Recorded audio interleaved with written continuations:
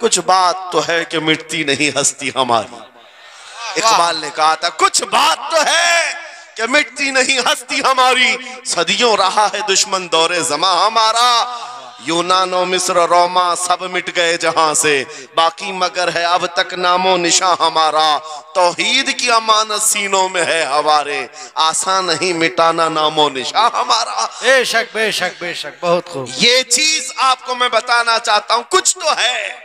वो कुछ है क्या? वही लज्जत आशनाई है, वही इश्क मुस्तफा की दौलत है जो तुम्हारे सीनों में आज धड़कती है।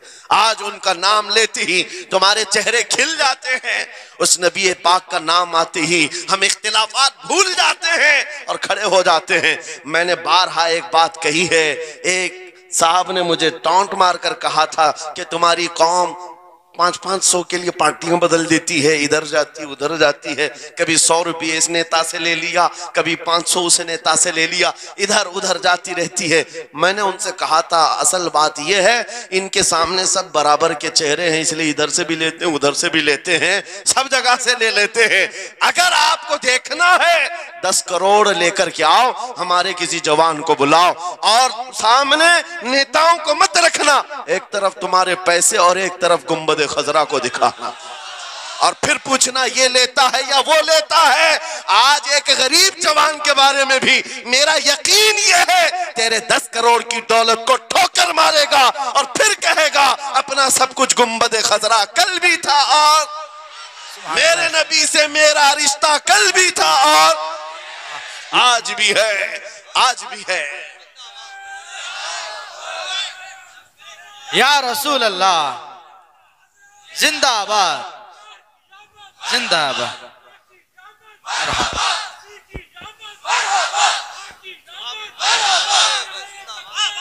न हो मायूस इकबाल इस किश्त वीरां से। हम भी यही कहते हैं, मैं मायूस नहीं इस किश्त वीरां से। ये जो खेती हमारी टूटी बिखरी हुई दिख रही है, लोग कह रहे हैं खलियान खत्म हो गए, अब खेती में कुछ नहीं है। खुद खेती में कुछ नहीं है तो फिर सारे इधर क्यों मुंह लगाए बैठे हैं? हमको पता है जरा नम हो तो बड़ी जरखेज है ये मिट्टी, जरा नम हो तो बड़ी जरखेज है ये मिट्टी। हमारे जवानों को आवारा तुमने किया है, हमारे जवानों को नशा तुमने बांटा है। इनको सब पता है हमारे मोहल्लों में नशा आता कहां से है, देता कौन है, खाता कौन है, खिलाता कौन है, पिलाता कौन है, सब पता है। लेकिन तुमने बाज़ाब्ता प्लानिंग के साथ इनको नशा और चीजें खिलाई। इसीलिए मुझे पता है मोहम्मद अरबी सल्लल्लाहु अलैहि वसल्लम के ये शेर जिस दिन बेदार हो गए, कहीं ऐसा ना हो इनके हाथों में क्या क्या पकड़ाया गया। मोबाइल, इंटरनेट, फेसबुक पे 24 घंटे लगे रहो, चैटिंग करते रहो, इंस्टा में लगे रहो, यूट्यूब में लगे रहो, तुम इसी सोशल मीडिया पर जिनके 18 घंटे खर्चा करते रहो, पोर्न वीडियो, नंगी तस्वीरें, पता नहीं क्या क्या अखलाक सूस चीजें तुम्हारे सामने लाकर दुनिया ने रखी कि तुम इसी में मसरूफ रहो। इसीलिए मैं कहता हूं मेरे अजीजों, उन्हें डर है इस बात का। मोबाइल मुफ्त में चाहे तो पकड़ा दो इनको, इंटरनेट मुफ्त में चाहे तो पकड़ा दो, कहीं ऐसा ना हो इस जवान के हाथ में खालिद बिन वलीद की सीरत आ जाए, कहीं इस जवान के हाथ में सलाहुद्दीन अय्यूबी की सीरत ना आ जाए, कहीं ये जवान टीपू सुल्तान को पढ़ने न लग जाए, कहीं ये औरंगजेब का नाम सुनने न लग जाए। इसीलिए मार मार करके उधर से चेहरा मोड़ दिया गया है। अजीजा ने गिरामी वक़ार वो 1000 मोड़े, मैं इंशाअल्लाह ये बात जरूर कहूंगा आपको। फिर मैं कहता हूं, मैंने तो मिसाल में 4 नाम लिए, 4 नाम लिए और ऐसे नाम लिए हैं कि पता नहीं औरंगजेब का नाम लेते हैं तो लोगों को तकलीफ होने लगती है। आज होती है ना, मुझे समझ में नहीं आता औरंगजेब कैसे मारा था, इतने साल तक दर्द कर रहा है।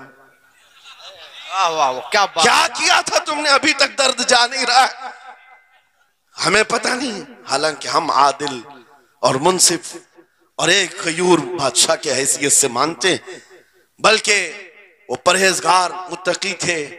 मैं आपको इसलिए बता रहा हूं नौजवानों कि कहां तुम चूहों की सीरत पढ़ने लग गए, तुम्हें नबी पाक के शेरों की सीरत पढ़नी चाहिए। सुभान अल्लाह। जब आदमी बुज़दिलों के पीछे भागता है तो बुज़दिल होता है। तुम जो है स्टंट करने वाले बॉलीवुड और हॉलीवुड के पीछे मत भागो, उनकी रियल लाइफ कुछ नहीं है, वो पर्दे में जो दिखता है हकीकत में होता नहीं। हाँ, स्टंट करना और है। रसूलुल्लाह सल्लल्लाहु अलैहि वसल्लम के एक सहाबी खालिद बिन वलीद की मिसाल लाकर दिखा था। 125 जंगों में शिरकत किया, एक जंग में भी शिकस्त नहीं हुई। वाह बेशक। एक हाथ में तलवार जो उठाते थे उसका वजन 35 किलो का था, दूसरे हाथ में जो ढाल पकड़ते थे उसका वजन 40 किलो का था। हाँ, ये जवान हुआ करते हैं, स्टंटमैन नहीं है। वो कौन सी दौलत थी उनके पास, कौन सी ताकत थी जिसे लेकर के वो मैदानों में बेखुद उतर जाते थे। तो आलम से करती है बेगाना दिल को, अजब चीज है लज्जत आशनाई। वाह वाह वाह, बहुत खूब। अजब चीज है लज्जत आशनाई। अजीजा ने गिराम वकार, वो चीज एक बार तुम्हारे सीनों में आ जाए। मैं आज पूछता हूं, दिल पर हाथ रख करके बताओ, इतने दिनों से जवान हो गए, बड़े हो गए, समझ आ गई, अकल आ गई, क्या कभी कोई रात ऐसी आई है तुम्हारे दिल में तड़प पैदा हो गई हो, बार बार हवक उठती हो? दुनिया की रंगीनियां बहुत देख लिया मौला, एक बार तेरे नबी का चेहरा दिखा दे, मुझे आमिना के लाल को देखना है, उस हुस्न जहां आरा का दीदार करना है। कभी तमन्ना हुई? क्यों नहीं हुई? क्यों नहीं किया? कौन सी नामुमकिन बात थी? कौन सी नामुमकिन बात थी? आता है फकीरों पे उन्हें प्यार कुछ ऐसा, खुद भीख दें और खुद कहें मंगते का भला, मांगा होता तो जरूर मिलता। और इन आंखों में एक बार वो लज्जत आशनाई आ जाती तो फिर फख्र से तुम भी हर जगह घूमते और फिर ये कहते फिर के गली गली तबाह ठोकरें सबकी खाई क्यों, दिल को जो अक्ल दे खुदा तेरी गली से जाए क्यों। जिनको लज्जत आशनाई मिल गई थी वो कहते थे ये, जिनको लज्जत आशनाई मिली है उनके जुमले ये थे, उस गली का गदा हूं मैं जिसमें मांगते ताजदार फिरते हैं, वो सुए लालाजार फिरते हैं, तेरे दिन ए बहार फिरते हैं। हुजूर पाक सल्लल्लाहु ताला अलैहि वसल्लम की आशनाई की लज्जत जिसे मिली वो फिर ये कहता है, मैं गदा हूं अपने करीम का, मेरा दीन पा रहे ना नहीं, और मांगना भी हो इधर उधर नहीं मांगता। आज बीजेपी की हुकूमत चल रही, यहां से कुछ ले ले, कल कांग्रेस आ जाएगी वहां से कुछ ले ले। गुलाम रसूल बीजेपी कांग्रेस के बीच में नहीं घूमता फिरता, उसका मसलक ये होता है, उसका मसलक सिर्फ ये होता है, करके तुम्हारे गुनाह मांगे तुम्हारी पना, तुम कहो दामन में आ तुम पे करोड़ों दुरूद। या रसूल अल्लाह आंख अता कीजिए उसमें जिया दीजिए, जलवा करीब आ गया तुम पे करोड़ों दुरूद। दर्द हो तो भी ये कहे, शाफी हो नाफी हो तुम, वाफी हो काफी हो तुम, दर्द को कर दो दवा तुम पे करोड़ों दुरूद। ये बात वो बंदा कहता है जिसे लज्जत आशनाई मिली है, नबी पाक सल्लल्लाहु ताला अलैहि वसल्लम की मोहब्बत में फनाओ। मैं एक बात बताता हूं, हजरत जुनैद बगदादी रदी अल्लाह ताला अन्हु के दौर में एक बड़ा मसला पेश आया था। एक आर्टिस्ट आया था, एक मुसव्विर जो तस्वीरें निकालता था।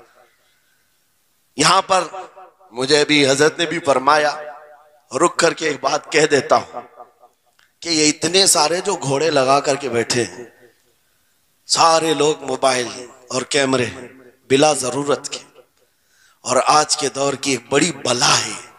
हम थक चुके हैं, हम मुसाफा कोई करना नहीं चाहता, सबसे पहले फोटो चाहिए।